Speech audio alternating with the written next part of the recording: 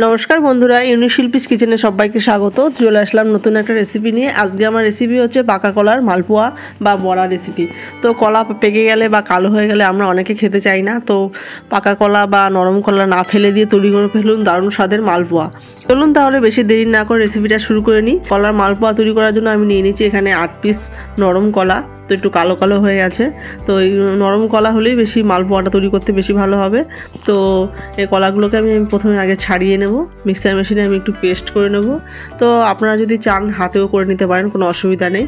তো আমি মিক্সারে করে নিচ্ছি, কলাগুলোকে এক এক করে ছাড়িয়ে নিয়ে পেস্ট করে নেব।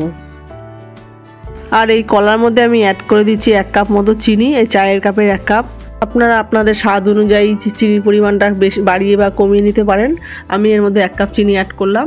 তো চিনি আর কলা দিয়ে এবার একটা মিশ্রণ তৈরি করে নিলাম মিক্সার মেশিনে। এই দেখুন স্মুথ একটা পেস্ট তৈরি হয়ে গেছে।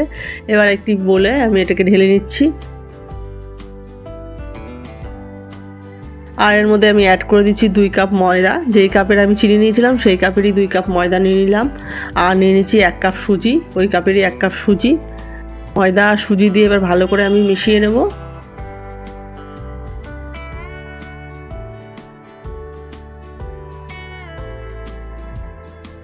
এবার অল্প অল্প করে দুধ দিয়ে আমি এটাকে ভালো করে মাখিয়ে নেব।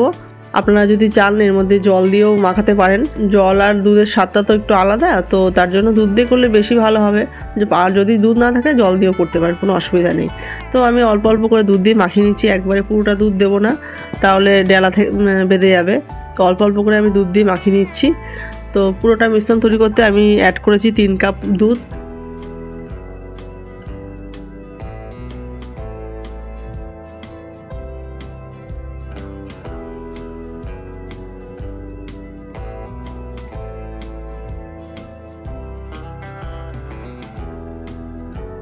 যে কাপে ময়দা নিয়েছি সেই কাপেরই আমি দুধ নিয়ে নিয়েছি 3 কাপ। আমি একটু পাতলা টাইপের মালপোয়া বানাবো, যার জন্য আমি এখানে 3 কাপ দুধ অ্যাড করেছি। আপনারা যদি চান মালপোয়াটা একটু মোটা হবে তাহলে 2 কাপ দুধ এর মধ্যে অ্যাড করবেন। 2 কাপ ময়দা, 1 কাপ সুজি, 1 কাপ চিনি আর 2 কাপ দুধ। আমি এখানে 3 কাপ দুধ ইউজ করেছি।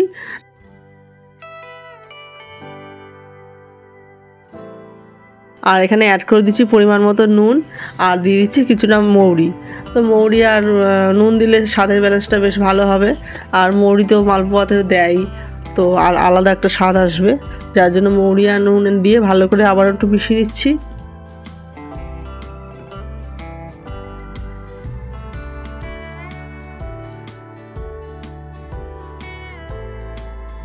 ব্যাটারটা আমার পুরোপুরি রেডি হয়ে গেছে। এবার এটাকে আমি আধ ঘন্টার জন্য ঢেকে রেখে দেবো, তাহলে সুজিটা বেশ ফুলবে। তো আধ ঘন্টা পর দেখুন চলে আসলাম। এবার একটু এটাকে নাড়িয়ে নেব।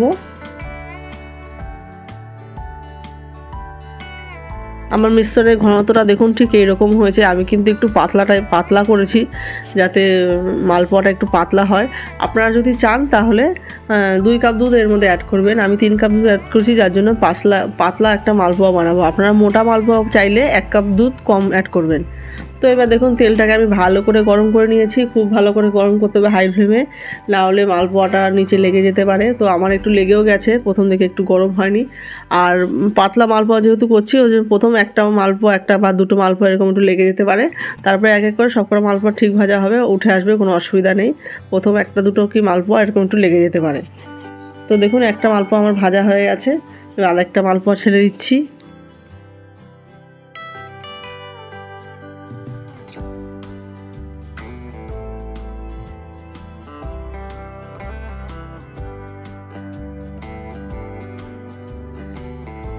দেখুন এই মালপোয়াটা লেগে যায়নি।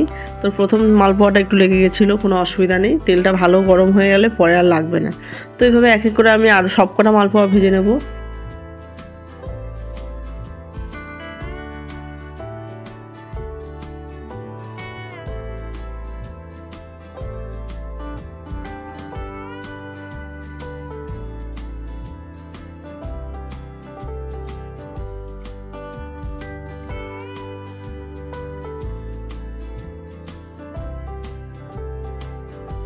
সবকটা মালপোয়া আমার ভাজা হয়ে গেছে। এবার গরম গরম খান বা ঠান্ডা হয়ে গেলে খেতে আরও বেশি ভালো লাগবে।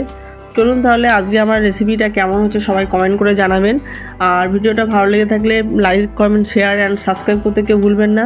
আর চ্যানেলে নতুন বন্ধু হয়ে থাকলে চ্যানেলটির পাশে থেকে সাপোর্ট করবেন। তাহলে দেখা হচ্ছে পরবর্তী কোনো রেসিপি নিয়ে, পরবর্তী কোনো ভিডিও নিয়ে। আপনারা সবাই ভালো থাকবেন, সুস্থ থাকবেন। চলুন, টাটা।